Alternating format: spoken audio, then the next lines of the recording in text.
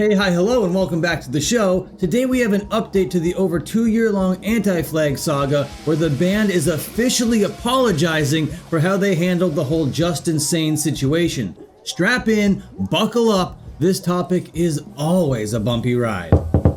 So if you're not familiar with this situation, I'll give you the speed run really quick. Anti-Flag are this popular punk rock band that got started in the 80s. They were one of these super progressive, highly political, left-leaning bands that had a lot of people behind them because they rallied this message hardcore. The lead singer, he went by the name Justin Sane. Anyway, 2 years ago there was a podcast, and in this podcast there was an interview with a lady named Christina. Christina detailed this encounter with just a rock and roll member. She didn't mention Justin Sane by name, but the internet were quickly able to put two and two together. The long and short of it was, it ended up being Justin Sane that she was talking about. 13 more women came out against Justin Sane. Rolling Stone wrote an entire article gathering all this information. Then Christina won a multi-million-dollar lawsuit against the guy. Before the settlement, Justin Sane kind of scooted off to Ireland a little bit. He tried to evade it like a sneaky little weasel man. And the way that the band handled this situation when it went down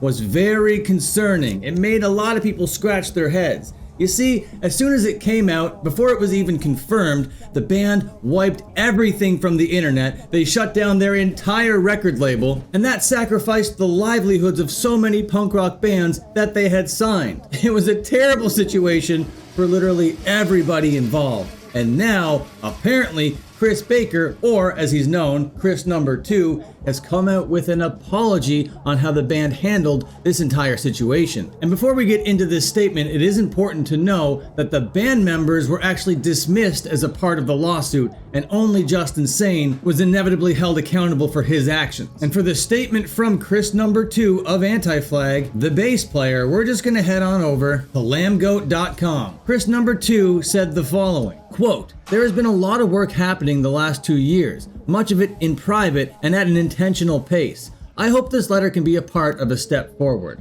I want to acknowledge the harm my former bandmate caused, and I am truly sorry that our response to it did not center the needs of the survivors. I'm grateful that this person's true nature was exposed, and I recognize the importance of accountability, something he has not yet taken for himself. I recognize that our initial public statement caused harm and disappointment, and I deeply regret the pain that we contributed to.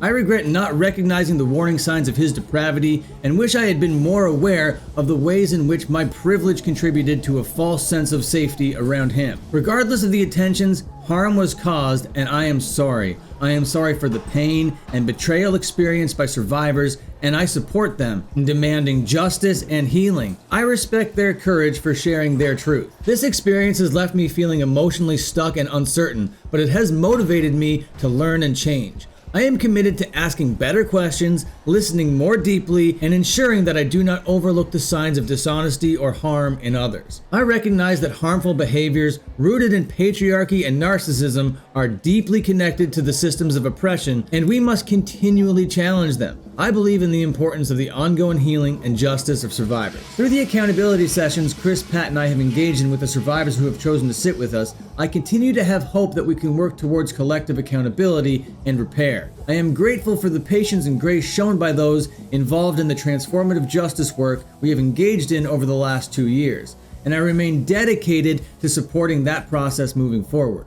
To the survivors we have not spoken to, we believe you, and I am sorry we let you down. We only have empathy and compassion for you and your path forward to healing. To anyone affected by this, I offer my sincere empathy and regret. I acknowledge the pain and trauma that often accompany situations like these, and I will strive to hold space for your healing. Personally, this has been a painful journey, one that has deeply challenged my trust and faith in relationships, but I am committed to working through my own trauma with care and responsibility. To those who believed in the band and the community we shared, I want to express my deep gratitude. I am ashamed of what has happened, but I am also attempting to grow from it. I do not yet know what my path in art or music will look like, but I only wish to lead with love and walk with kindness and beauty. It is a difficult time in this world. Please be gentle to yourself and each other." End quote. Well, okay, there you have it. And actually, this apology has all the hallmarks of a good apology. This apology recognizes what they did, why it was fucked up, what they should have done, the harm that it caused, the domino effect that that harm causes, their role in causing that harm, and it also lists what he plans to do going forward to mitigate that harm. As far as an apology is concerned, for their involvement, this seems to hit all the marks. If this was Justin Sane making this apology, I'd be like, hey man, go fuck yourself, you're a piece of shit. But the band, who was dismissed from the lawsuit, and who are seemingly trying to make amends with the survivors, they have all the right in the world to process this their own way and then put out a statement, because they are deeply involved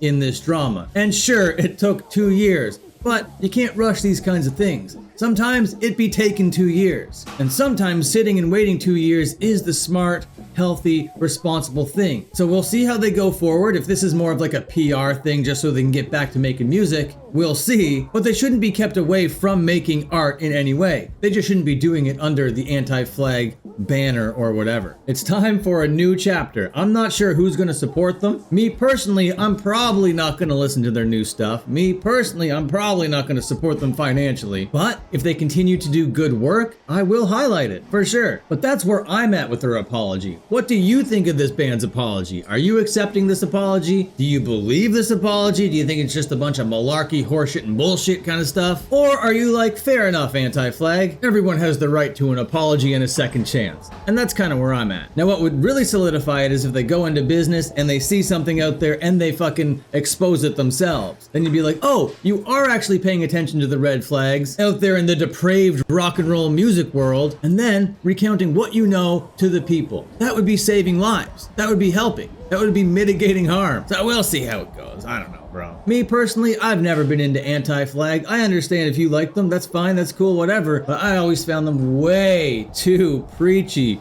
way too full of themselves, and way too performative. But that's just me. Maybe I just hated Justin Sane's faux hawk. It was probably that. To be honest, it was probably the faux hawk. Okay, goodbye, see you later, and have a good one.